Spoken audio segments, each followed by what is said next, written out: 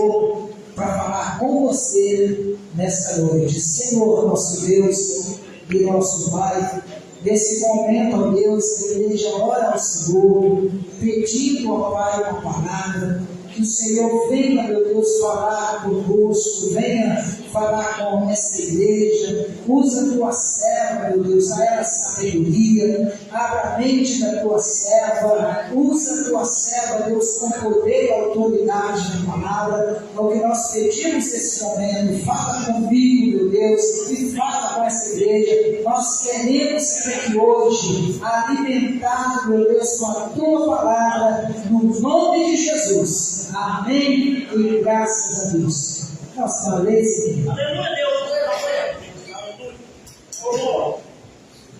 Só deveria de oração. Amém. Aleluia. Irmãos, abram suas Bíblias em Atos, capítulo 20, versículo 7. Aleluia. Vou estar no versículo 7 ao versículo 12.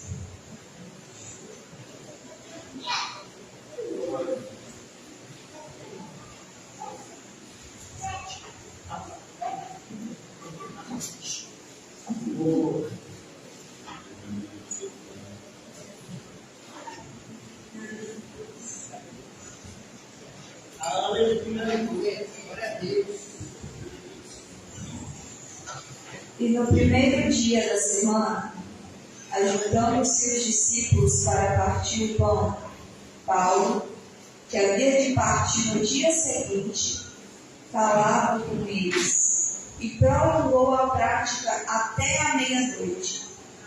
E havia muitas luzes no cenáculo onde estavam juntos.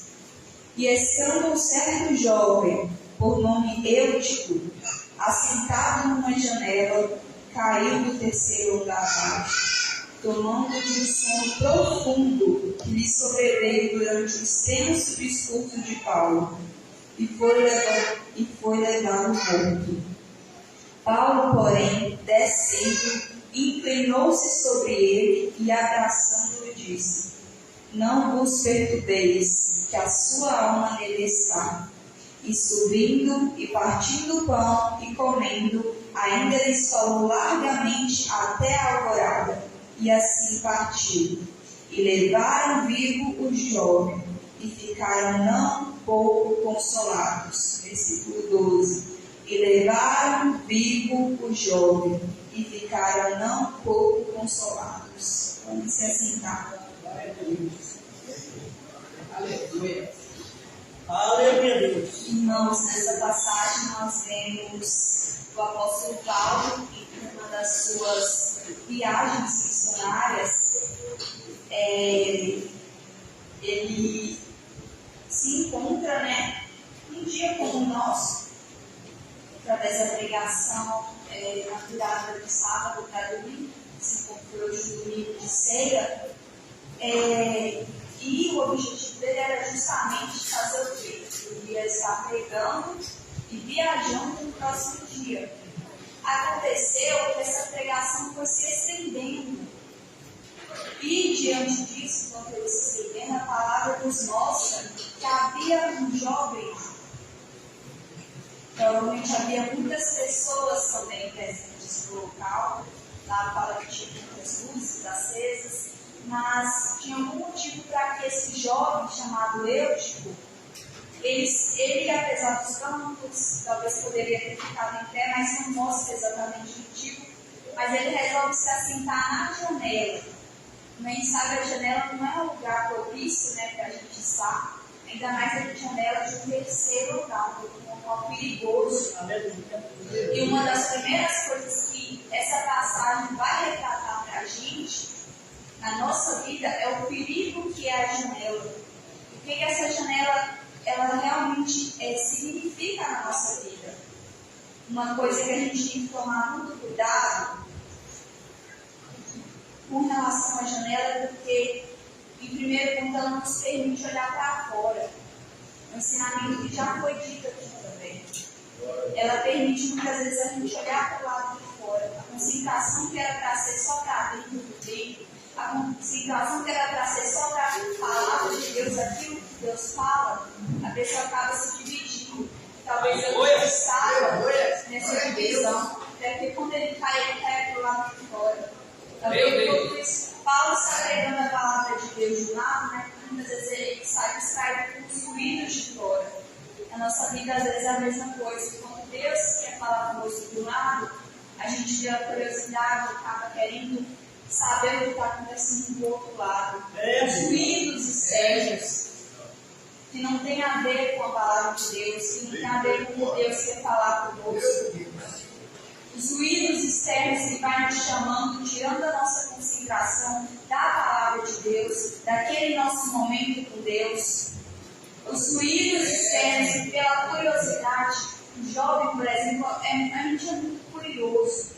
A gente quer descobrir coisas novas, mas muitas vezes a gente tem que tomar cuidado porque essas coisas que a gente quer descobrir pode ser justamente o motivo da nossa queda. Aleluia! Aconteceu com Deus quando ele cai daquele terceiro andar.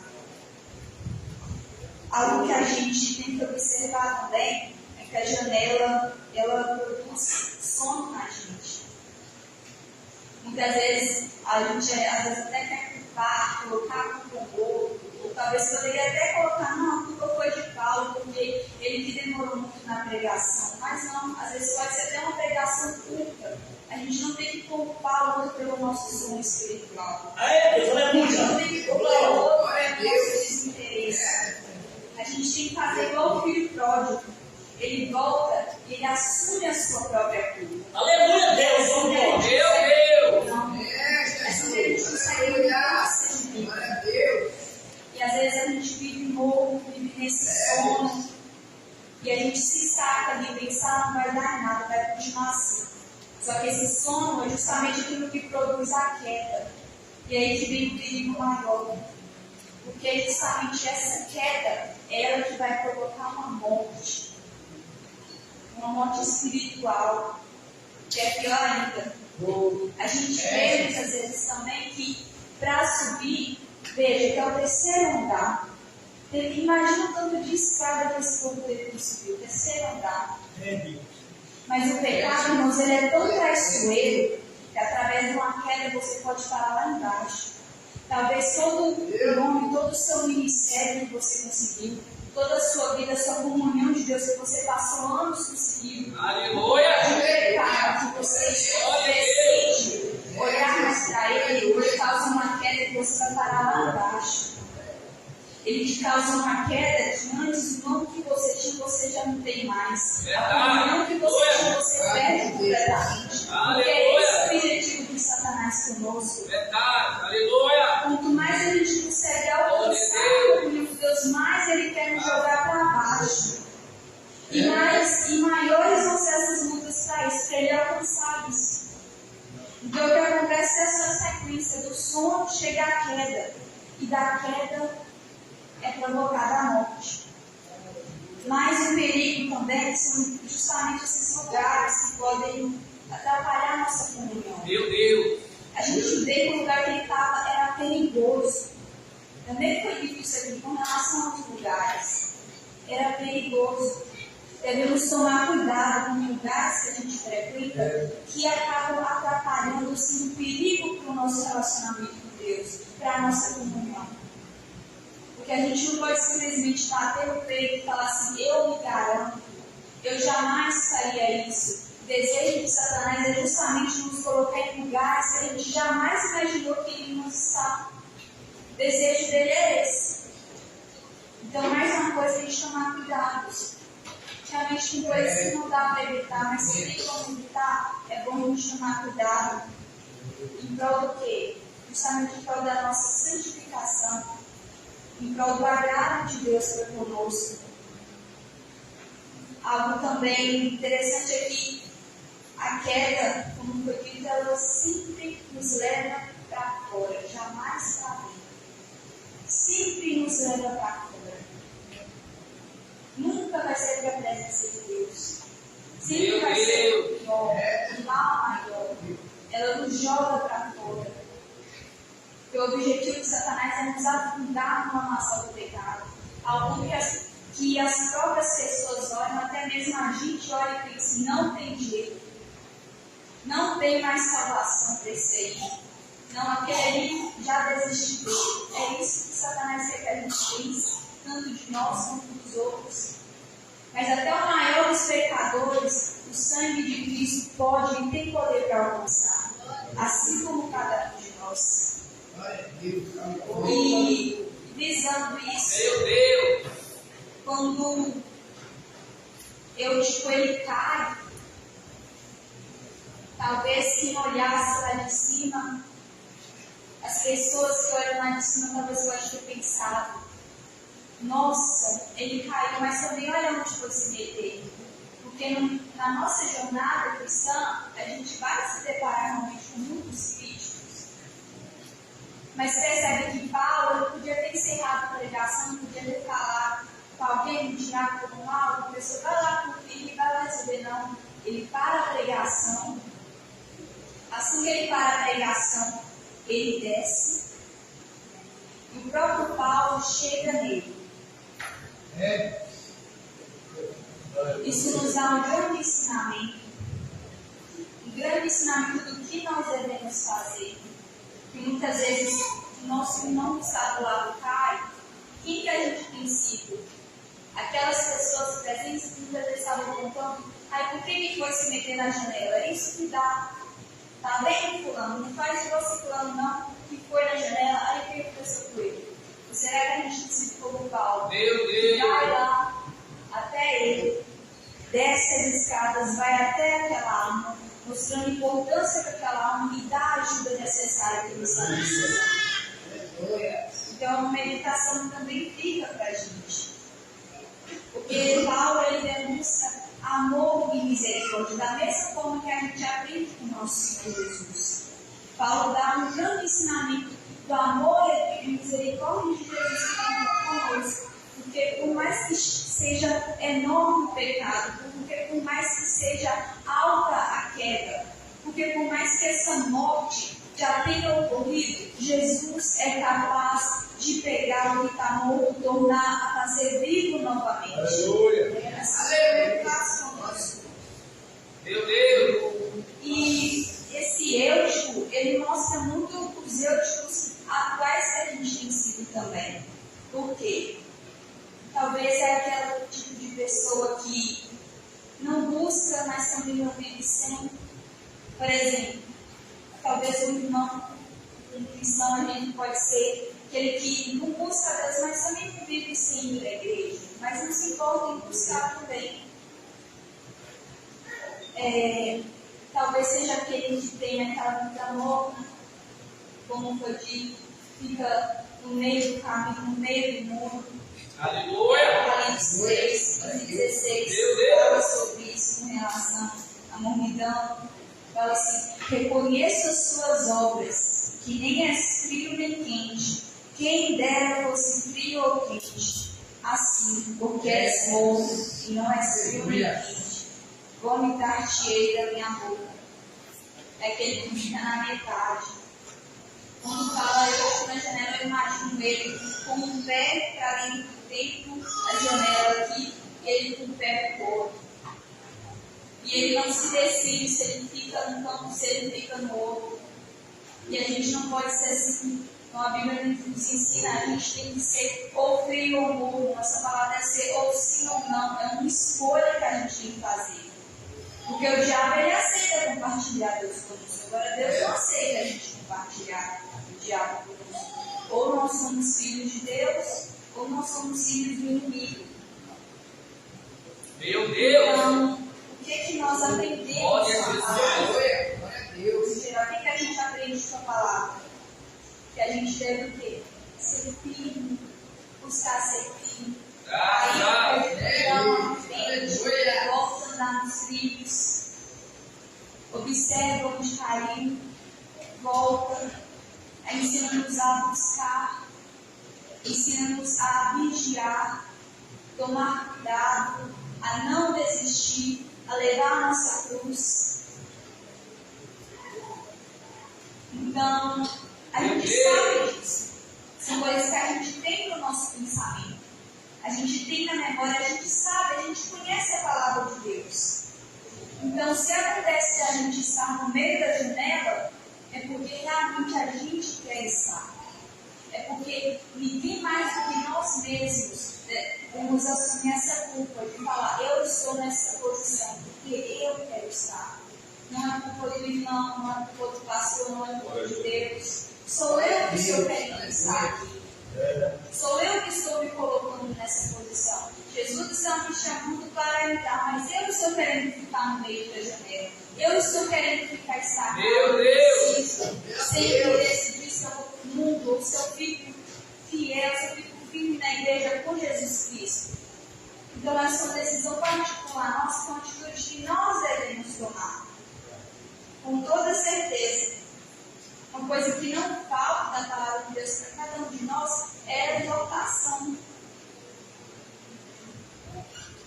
Mas, muitas vezes também, em alguns casos, muitos daqueles que justamente estão longe dessa janela são justamente os que acusam hoje. Talvez aquele irmão que ele está muito firme. E algo que a gente deve prestar muita atenção também é quanto a isso. Se enquanto a gente tem buscado a Deus, se a gente acha que está ficando firme, mas a gente percebe que um ego vai crescendo no nosso coração, tem algo muito de errado. Meu Deus! Porque se a gente está realmente firme com Deus, o nosso coração se enche de amor pro próximo. Quando a gente está firme com Deus, a gente não é aquele irmão que fala, nossa, eu sou cheio de unção, sou mais santo que coisa nenhuma, não. A gente é como o apóstolo Paulo falou, o pior dos pecadores. É assim que a gente vê o quanto a gente está próximo de Deus, quando a gente reconhece isso. Quando o nosso coração se enche de misericórdia, quando a gente não quer ser maior, mas quando a gente tem justamente mais amor pelo próximo. E é aí também que, mais uma vez, isso, pastor. Aleluia! Graças a Deus! Algo a observar também Bendito seja o é nome. que a obra não para porque alguém caiu. A gente tem que saber disso. Porque a obra, irmãos, ela é de Deus e não é do homem. Aleluia. Talvez a gente acaba se espelhando tanto no homem que pensa assim, nossa, eu não vou mais na igreja porque aquele irmão pecou, eu não vou mais na igreja porque aquele irmão fez isso. Naquela igreja, eu não fiz naquela igreja por causa disso, disso, isso. Mas a obra não para. A obra não para, e os nossos olhos devem estar Graças a Deus! em todo o tempo. Então Paulo vem, ele pega Eude e ele leva Eude. Vem, ele sai morto, acontece aquele milagre, ele volta à vida. Aquela alma que antes estava morta, que talvez muitos até desacreditavam, agora ela retorna à vida. Aleluia! E deseja fazer coisas. Porque para todo mundo há uma esperança. Para todo mundo há uma esperança. Glória a Jesus! Pega Eude e eles sobem as escadas de novo. Isso quer dizer, talvez você estava num nível muito alto, como no terceiro andar. Você cai, você pensa, agora acabou. Agora, quando Paulo pega ele tem uma oportunidade de subir todas aquelas escadas novamente. E chegando onde ele estava antes.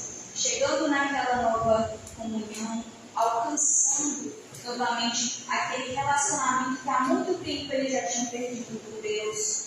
E assim ele tem mais uma nova chance. Mais uma nova chance de buscar, de ser fiel, de servir. E a gente não vê novamente falar que ele se sentou na escada e provavelmente derrumou um lugar para ele. E agora ele tem uma nova oportunidade. E a gente tem que tomar cuidado com isso, porque muitas vezes a gente pode estar justamente no lugar de Eude, Talvez a gente fale, nossa, nesse momento eu estou no lugar de Deus. Mas também, por outro lado, às vezes até o nosso irmão pode estar no lugar de Deus. E aí que a gente tem que agir como Paulo. Em Apocalipse 2,5 diz justamente: lembra-te, pois, de onde caístes, arrepende-te e volta à prática das primeiras obras, e se não, venho a ti e moverei do seu lugar o teu candeeiro, caso não te arrependas. Vamos olhar onde nós caímos. Essa noite é uma oportunidade para a gente observar como tem mudado nossa vida espiritual. Observa onde foi que você caiu, onde foi que você errou, o que você falhou, o que você parou de fazer. Antes você fazia, hoje não faz mais. O que você acabou substituindo? Nossa, eu fazia isso, mas eu me distraí com outras coisas. Eu me perdi com outras coisas. Observa isso, reflete um pouco nisso. Vamos observar que tipo nós temos sido ultimamente. Se você é aquele tipo que simplesmente simpatiza, que às vezes você só vem por vir, ou faz só visitas para Deus, comunicar a mensagem que deve ser convertido verdadeiramente. Porque o Espírito Santo deseja fazer uma morada profunda. É isso que é a vontade de Deus. Mas se você é aquele convertido cochilado, se temos sido aquele convertido cochilado, a mensagem é que a gente venha a acordar. Deus deseja que a gente acorde, que a gente desperte desse sono. Que a gente abra os nossos olhos. Se nós temos sido aquele eu no qual caiu, além do perdão de Cristo, saiba que Jesus também levanta Paulo no nosso caminho. Para nos ajudar, para nos aconselhar. E se você não se vê em Eutico, no caso estaria no lugar de Paulo, tenha misericórdia. Sejam também um Paulo na vida de alguém. Não simplesmente critique, mas tragam a solução para aquela pessoa. E no principal, que leve luz aos perdidos, até porque no geral, esse é o nosso chamado. Trazer luz aos perdidos, a luz que nós só encontramos em Jesus Cristo. É uma frase que realmente dói muito no nosso coração, porque muitas vezes nós nos encontramos mais no lugar daqueles que falavam, daqueles que apontavam, do que no lugar de Paulo. É muito triste, irmão, sabermos que talvez a gente nunca pode ter ajudado ninguém a entrar na igreja, mas pode ter sido motivo de muito sair. Isso é triste. Não é o nosso chamado, não é a vontade de Deus. Mas é por isso que, acima de tudo, os nossos olhos devem estar voltados para Jesus Cristo. Até porque é Ele que causa salvação, é Ele que causa restauração, é Ele que pega o que estava no chão e coloca lá em cima, é Ele que faz morto ressuscitar, é Ele que nos dá essa esperança e essa necessidade que realmente nós temos. Glória a Deus. É só Jesus Cristo que pode nos garantir isso. E é só nos refugiando nele que nós conseguimos isso. De forma alguma a gente pode querer confiar na nossa carne. Um grande perigo é isso. Às vezes a gente confia demais na nossa carne, achando que jamais vamos poder ultrapassar limites. Muitas vezes até longe de Cristo a gente fala, não, isso eu jamais faria. Talvez Satanás nos coloca num estado tão deplorável que você se encontra e pensa, nossa, por mim eu nunca faria isso, mas eu caí nesse pecado. Mas o perdão de Cristo, Ele está sobre nós. Jesus está com seus braços estendidos para perdoar. Mas a mensagem dele também é clara. Ele nos perdoa, mas Ele também fala, dá e não peques mais. Porque algo que a gente não pode abusar é da graça. Ultimamente tem surgido uma graça universalista. O que isso significa? É aquela graça de que o que dizem, o que ensinam, você pode viver a vida do seu jeito, no final você vai morrer e Jesus vai te salvar. É basicamente isso. E não é esse o evangelho de renúncia que Cristo nos mostra. Não é esse o padrão que Ele estabeleceu para a sua igreja, para a sua noiva seguir. E nós devemos ser obedientes à palavra de Deus.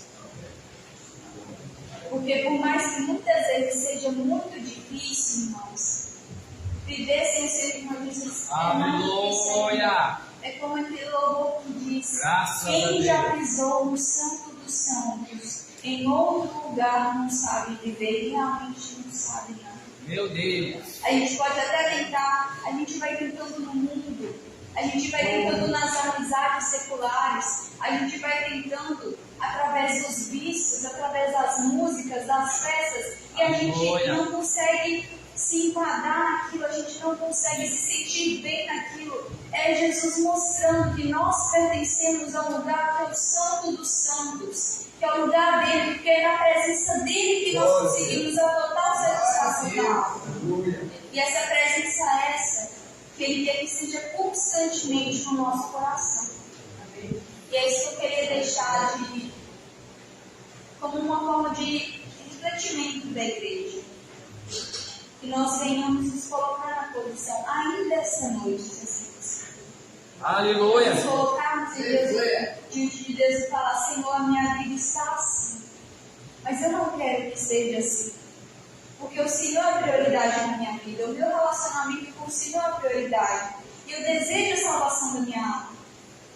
Muitas das vezes a gente espera chegar a virar um ano para mudar de vida, para mudar os planos. A gente fala assim: não, ano que vem eu vou jejuar mais, eu vou ler mais a Bíblia, eu vou orar, mas não espera o ano que vem. Se a nossa decisão deve ser agora, deve ser no hoje. Aleluia. É porque também a gente nem sabe o dia de amanhã.